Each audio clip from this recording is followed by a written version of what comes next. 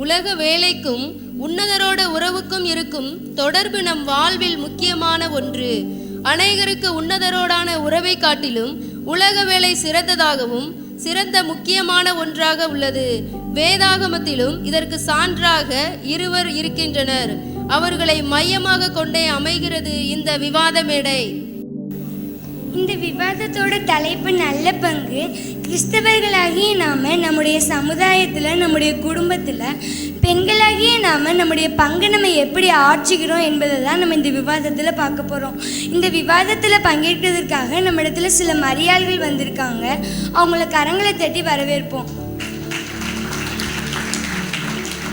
இந்த விவாதத்தோட ஃபஸ்ட்டு பகுதியோட தலைப்பை நான் உங்களுக்கு ஒரு கேள்வியாக கேட்கேன். இது இல்லாமல் ஜெயம் இல்லை, அது என்னது? ஜபம். ஜபம் இல்லாமல் ஜெயம் இல்லை. மரியாள்களே, உங்களோட லைஃப்பில் ஜபம் எப்படி இருக்குது அப்படின்னு சொல்லுங்கள். கிறிஸ்தவ வாழ்க்கையின் ஆதாரம் ஜபம் தாங்க. நாங்கள் குடும்ப ஜபம் பண்ணுறோம், தனி ஜபம் செய்கிறோம். ஏன்னா குடும்ப ஜபம் இல்லாத வீடு கூரை இல்லாத வீடு அப்படின்னு சொல்கிறாங்க. குடும்ப ஜபம் செய்கிறோம், தனி ஜபம் பண்ணுறோம். தனி ஜபத்தில் எங்களையே நாங்கள் தாழ்த்தி ஜபிக்கிறோங்க. அப்போ தேவன் எங்களுக்கு அநேக காரியங்களை செய்கிறாரு. சின்ன காரியமாக ஆனாலும் பெரிய காரியமாக ஆனாலும் ஜபம் பண்ணிட்டு தாங்க செய்கிறோம். தசம பாவம் கொடுக்குறோம், காணிக்க கொடுக்குறோம். எப்படி நம்மளோட பங்களை எப்படி தசம பாவம் கொடுக்குறோமோ அதுபோல் நம்முடைய நேரத்தையும் ஆண்டவருக்கு தசம பாவம் கொடுக்கணுங்க. அந்நாள் ஆண்டவருடைய சமூகத்தில் இருதயத்தை எப்படி ஊற்றினாலோ அதுபோல் நாமும் நம்முடைய தேவைக்காக ஆண்டவருடைய சமூகத்தில் நம்ம இருதயத்தை ஊற்றணுங்க. சும்மா நச்சுன்னு சொன்னீங்க. அவங்க சொல்லும் போது உங்களை கவனிச்சிங்களா? நம்முடைய பணத்தில், நம்முடைய வருமானத்தில் தசமபாகம் கொடுக்குற மாதிரி நம்முடைய நேரத்துலையும் தசமபாகம் கொடுக்கணும்னு சூப்பராக சொன்னாங்க. அட என்னங்க நீங்கள், நமக்கு என்ன தேவைன்னு ஏசப்பாவுக்கு தெரியுமா தெரியாதாங்க? தெரியுங்க. அது என்னங்க, நம்மளை கேட்டாங்க அவர் செய்வார், நம்ம ஒன்று கேட்டால் அவர் ஒன்று செய்வாங்க. ஏங்க இன்னைக்கு காலையில் நான் ஜபம் பண்ணலைங்க. ஏன்னா நம்ம ஜபத்துக்கு தானே வரோம். அது மட்டும் இல்லாமல் இன்னைக்கு எனக்கு பிடிச்ச சீரியலை மிஸ் பண்ணிட்டு வந்திருக்கேங்க. என்ன பெரிய சீரியல் தியாகம் பண்ணிட்டு வந்திருக்கீங்க? அதிகாலையிலேருந்து ஜாம் பண்ணியிருக்க மாட்டீங்களே? பண்ணலை மேடம். அதானே பார்த்தேன். நம்ம தான் காலையில் ஜபத்துக்கு போகிறோம்ல, மறுபடியும் எதுக்கு ஜபம் பண்ணணும் அப்படின்னு தானே வர்றீங்க. அதான் தப்பு இல்லைங்க. அதிகாலையில் எழுந்திரிச்சு ஜபம் பண்ணிட்டு எல்லா வேலையும் முடிச்சுட்டாங்க வாரு. இவங்க சொல்கிறாங்க பாருங்க, நம்ம ஆண்டவருக்கு ஏற்கனவே தெரியுமா, கேளுங்கள் அப்பொழுது உங்களுக்கு கொடுக்கப்படும், கேட்கிறவனும் பெற்றுக்கொள்வான். என்னங்க, அழுத பிள்ளைங்க தானங்க பால் குடிக்கும். அழுத பிள்ளை தாம்மா பால் குடிக்கும். ஏங்க நாங்களும் தானங்க ஜெபிக்கிறோம். சில நேரம் நாங்கள் பண்ணுற ஜெபத்திற்கு பதிலே கிடைக்கிறதே இல்லைங்க. ஒரு மனுஷனுக்கு பசியாக இருக்கும்போது சாப்பாடு கிடைக்காம திருப்தியாக இருக்கும்போது சாப்பாடு கிடைச்சா என்னங்க பிரயோஜனம்? ஜெபம் தாமதமாகும்போது நம்மளுக்கு என்ன விடாதுங்க, சோறு விடாதுங்க. ஒரு வசனம் இருக்குதுங்க, நெடுங்காலம் காத்திருக்கிறது இருதயத்தை இழக்க பண்ணுகிறதுன்னு. அது மாதிரி நம்மளுக்கு ஜெபத்திற்கு பதில் லேட் ஆகும்போது நமக்கு என்ன விடாதுங்க, சோறு உண்டாதுங்க. ஏம்மா தங்கம், வசனத்தை முழுமையாக படிக்கணுமா? இந்த வசனத்தோட இன்னொரு பகுதி இருக்குமா, விரும்பினது வரும்போது ஜீவ விருட்சத்தின் போல இருக்கும்னு. நம்மளோட ஆண்டவரோட பேர் என்னன்னு தெரியுமா? ஜெபத்தை கேட்கிறவர், கட்டாயம் பதில் தருகிறவர். அட என்னங்க நீங்கள் ஜெபத்தை குறித்து இவ்வளோ சோர்வாக பேசுகிறீங்க. விசுவாசத்தை ரொம்ப தப்பாக பேசுறீங்க. இப்படி பேசாதீங்க. ஜெபத்தில் எவ்வளோ வளம் இருக்குன்னு தெரியுமா? ஜெபித்து ஜெயம் பெற்ற எத்தனை பேர். ஈசாக்கு ஜெபித்து ரபேக்கால் கரை வச்சுட்டாங்க. எஸ்தர் ஜெபித்து யூதகுல ஜனமே காப்பாற்றப்படுது. அப்புறம் என்னங்க, நம்ம எளிய ஜெபித்த போது வானத்திலிருந்து அக்கினி ஆண்டவர் இறங்கி வந்தாருங்க. இவ்வளோ ஏங்க, நம்ம ஏசப்பா சிலுவையில் அரைப்படுறதுக்கு முன்னாடி கெத்செமனே போய் ஜெபிச்சிருக்காருங்க. அவர் ஜெபிச்சனால பிதாவோட சித்தத்தை முழுமையாக நிறைவேற்றிருக்காருங்க.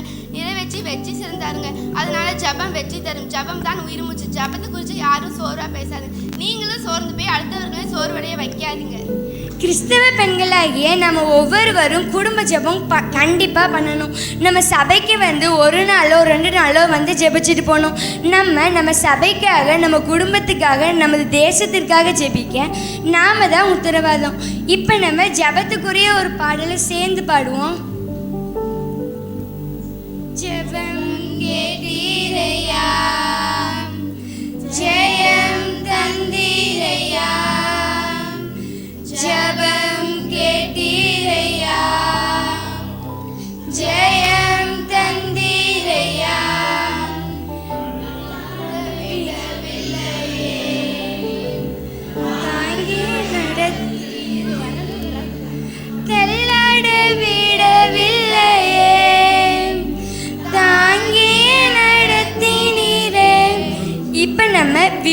விவாதத்தோட 2வது பகுதிக்கு வந்திருக்கோம்.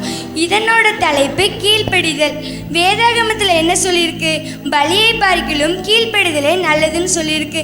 கிறிஸ்தவ பெண்களே, மரியாள்களே, உங்களோட லைஃப்பில் ஆண்டவருக்கும் சபைக்கும் எப்படி கீழ்ப்படுறீங்க அப்படின்னு சொல்லுங்கள். என்ன கேட்டீங்களா மேடம்?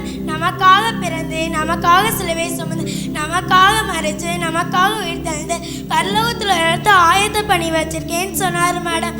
அவர் வந்து என்னை கூட்டிகிட்டு போகிறேன்னு சொன்னார் மேடம். எல்லாத்துக்கும் மேலே அவரின் மேலே வச்சிருக்க அன்பினால் அவர் கீழ்ப்படுகிற மேடம். பவுல் சொல்கிற போல ஆசையாக அவரை பின்தொடர மேடம். சூப்பராக சொன்னீங்க. நாங்களும் தாங்க கீழ்ப்படுகிறோம். யோனாவை பற்றி பைபிளில் என்னங்க சொல்லியிருக்கு?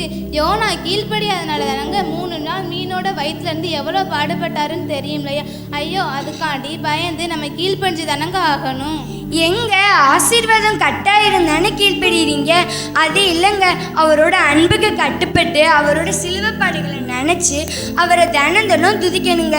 ஓகே, இப்போ நீங்கள் சபைக்கும் சபையின் ஒழுங்குகளுக்கும் எப்படி கீழ்ப்படுறீங்க அப்படின்னு சொல்லுங்கள்.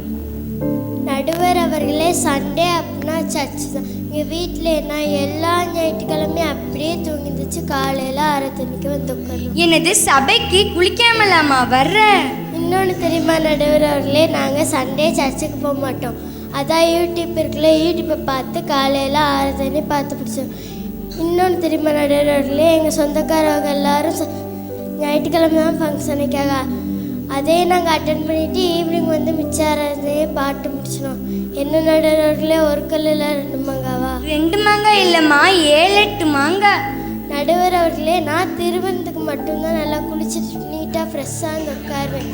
மித்த வாரங்கள் ஃபுல்லாக ஆன்லைன் சர்வீஸை பார்த்தே முடிச்சிடுவேன்.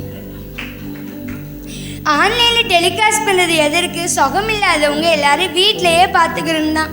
உங்களை மாதிரி நீங்கள் நினைக்கிற மாதிரி வீட்டில் மீன் குழம்பு வச்சுக்கிட்டு ஆன்லைன் ஆராதனையை அட்டன் பண்ணணும்னு கிடையாது.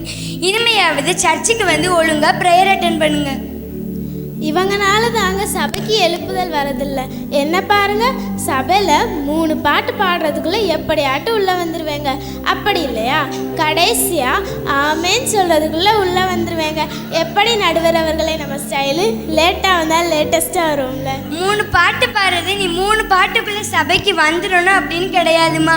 நீ 3 பாட்டுக்கு முன்னாடியே அவரோட அன்பை நினச்சி நீ சபையில் வந்து உட்காரணுமா. என்னங்க பேசிக்கிட்டு இருக்கீங்க? சபைனா என்னங்க? சபைனா நமக்காக ஏசப்பா ரத்தம் சிந்தி சேர்த்த சொத்து தாங்க. சபைனா ஏசப்பாவோட மனவாட்டி அப்படின்னு போட்டிருக்காங்க. பாதாள வாசல் அதை மேற்கொள்வதில்லை. என்னமோ இந்த அம்மா சொல்லுது, டிவி பார்த்துட்டு யூடியூப் பார்த்துட்டு ஜாலியாக மெசேஜ் பார்க்குறாங்களாம். என்னங்க இது? ஆனால் நம்ம அதில் திருப்தி அடையக்கூடாது. சபைக்கு வரணும், சபைக்கு குடும்பமாக வரணும்னு வசனம் இருக்குது நடுவர் அவர்களே. எங்களை கேட்டிங்கன்னா குடும்பமாக வாரம் சபைக்கு கரெக்டாக வந்துடுவோம். திருவிருந்தில் மந்த்லி ஒன்ஸ் கரெக்டாக எடுத்துருவோம். நம்ம சபைக்குன்னு சில ஒழுங்குமுறைகள் இருக்குதுல்ல, அதுக்கு நாங்கள் கட்டுப்பட்டு நடக்கிறோம். என்னங்க இவங்க சபையை குறித்து இவ்வளோ அசால்ட்டாக பேசுகிறாங்க? நீங்கள் ரொம்ப சரியாக சொன்னீங்க. ஒரு வார்த்தை சொன்னீங்க, சபை கூடி வருதல். நம்ம சில வீட்லேனா 6 மணிலேருந்து நைட்டு வரை டிவி ஓடும். அது இல்லை ஆராதனை. நம்ம சபைக்கு வந்து ஏசப்பா பாஸ்டர் மூலியமாக நம்மளோட என்ன பேசுகிறாங்கன்னு காத்திருக்கணும், அவரோட உறவாடணும். இப்போ நம்ம அடுத்த பகுதிக்கு வந்திருக்கோம். நம்மளோட ஆரோக்கியம், அப்புறம் நம்ம ட்ரெஸ் எப்படி பண்ணணும் அப்படின்னு தான் பார்க்க போகிறோம். யார் சொல்கிறீங்க? பிரியமானவளே, உன் ஆத்துமா வாழ்வது போல் நீ எல்லாவற்றிலும் வாழ்ந்து சுகமாயிரு மகளே. எப்படி நடுவர் அவர்களே நம்ம வாய்ஸு? சூப்பராக பாடினீங்க. இந்த பாட்டு மாதிரி எங்கள் வீட்டில் இருக்க எல்லா சாப்பாட்டுலேயும் கொஞ்சம் கொஞ்சம் மிஞ்சிடும். அதுவும் இல்லாமல் நான் வேறு நல்லா சாப்பிட்டேன்னா அதெல்லாம் நானே சாப்பிடுவேன். அதனால் கொஞ்சம் குண்டா இருக்கேன். எப்படியாவது யோகா பண்ணி உடம்ப குறைச்சிடுவேன். அட என்னங்க சொல்கிறீங்க? கிறிஸ்தவர்களாகி நம்ம யோகா பண்ணக்கூடாது. அதுக்கு பதிலாக வாக்கிங் போங்க, எக்ஸசைஸ் போங்க. ஏசப்பா நம்ம சரீரத்தை என்னன்னு சொல்கிறாங்க? ஆலயம் தானே சொல்கிறாங்க. நம்ம வீட்டை நம்ம எப்படி சுத்தமாக வச்சுக்கிறோமோ அந்த மாதிரி தான் நம்ம சரீரமாகி ஆலயத்தையும் சுத்தமாக வச்சுக்கிறணும். என்னங்க ஆரோக்கியம் அப்படின்னா என்னன்னு புரியாம பாடுறீங்க, ஆடுறீங்க, பேசுறீங்க. அது என்ன பாட்டுன்னு பாடினாங்க நடுவர் அவர்களே? பிரியமானவளே, உன்னாத்துமா வாழ்வது போல் எல்லாவற்றிலும் வாழ்ந்து சுகமாயிரு மகனே. அந்த பாட்டுல அடுத்தடி ஓட்ட பந்தயம் நீ ஓடுகிறாய் ஒழுங்கின்படி ஓடு மகளே, அதெல்லாம் பார்க்கறது இல்லை. நீங்கள் சாப்பிட எது வசதியாக இருக்கோ அதை பிடிச்சிட்டு வந்து உட்காந்துருது. இப்போ பாருங்கள், நான் உங்ககிட்ட எல்லாருக்கிட்ட ஒரு கேள்வி கேட்குறேன். நம்ம வயிறு என்ன குப்பை தொட்டியா? ஆக்கிற எல்லா மிச்சம் மீதியும் வயிற்றுக்குள்ளே போட்டதுக்கு இல்லவே இல்லை. நம்ம தேவனுடைய ஆலயம். அப்படி இருக்கும்போது நம்ம சரீரத்தை பாதுகாப்பாக வைக்கணுங்க. எனக்கு ஆமாவா இல்லையாங்க? நான் டெய்லி உடற்பயிற்சி செய்கிறேன். பைபிளில் ஒரு வசனம் இருக்குது, போஜன பிரியாணி உன் தொண்டையில் கத்தியை வை அப்படின்னு. சூப்பராக பாடுறீங்க. இப்போ நம்ம விவாத மேடையோட அடுத்த பகுதிக்கு வந்திருக்கோம். இதனோட தலைப்பு நம்ம ஆரோக்கியத்துக்கும் ட்ரெஸ்ஸுக்கும் அதுக்கு இதுக்கும் காசு செலவழிச்சோம்னா அப்போ நம்ம சேவிங்ஸ் எப்படி? நடுவர் அவர்களே, என்னிட்ட இருக்கிறதுலே காஸ்ட்லியான புடவை அணிந்து வரேன். ஏன்னா நான் ராஜாதி ராஜாவில் பார்க்க வரேன். அப்போ அழகான புடவை உடுத்தி காஸ்ட்லியான ஜுவல்ஸ் போட்டுட்டு பரிசுத்த அலங்காரத்தோடனே நம்ம சர்ச்சுக்கு வர நடுவர் அவர்களே. எப்படி நடுவர் அவர்களே, லேட்டாக வந்தாலும் லேட்டஸ்ட்டாக சும்மா ஜம்முன்னு வந்துடுவேன். அப்போ சும்மா தகதகன்னு மின்னுவீங்களே.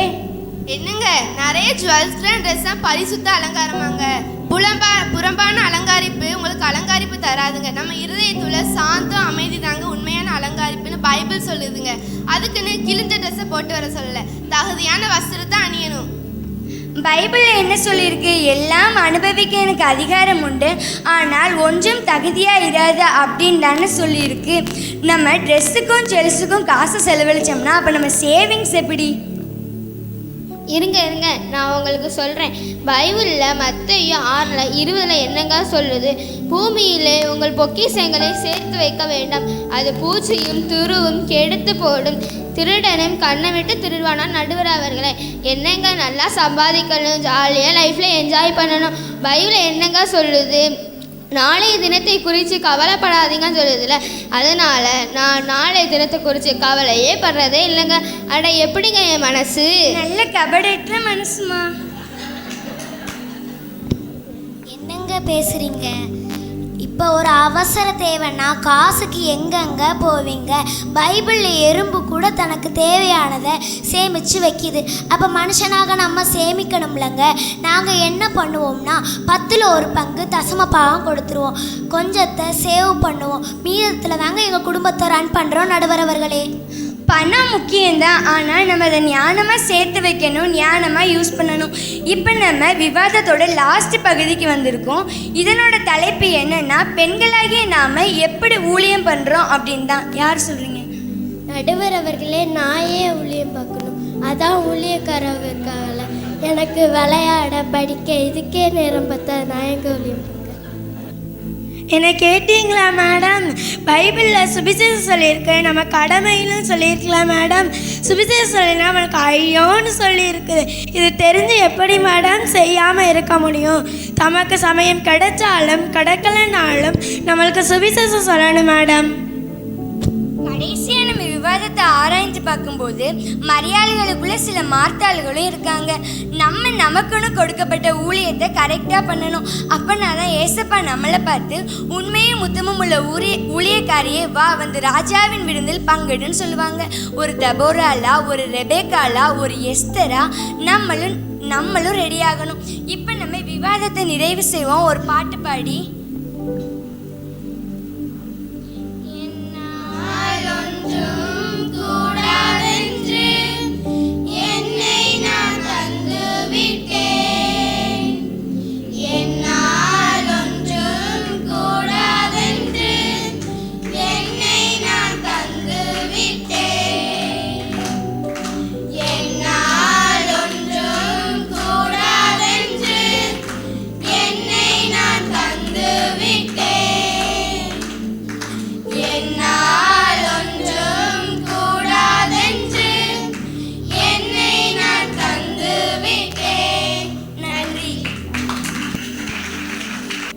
கருத்துக்களை நறுக்காகவும் சட்டென மனதில் புரியும்படி வேதாகம ஆதாரங்களோடும் பாடல் மூலமாகவும் நீங்கள் நிகழ்த்திய இந்த விவாத மேடை அருமையாக இருந்தது.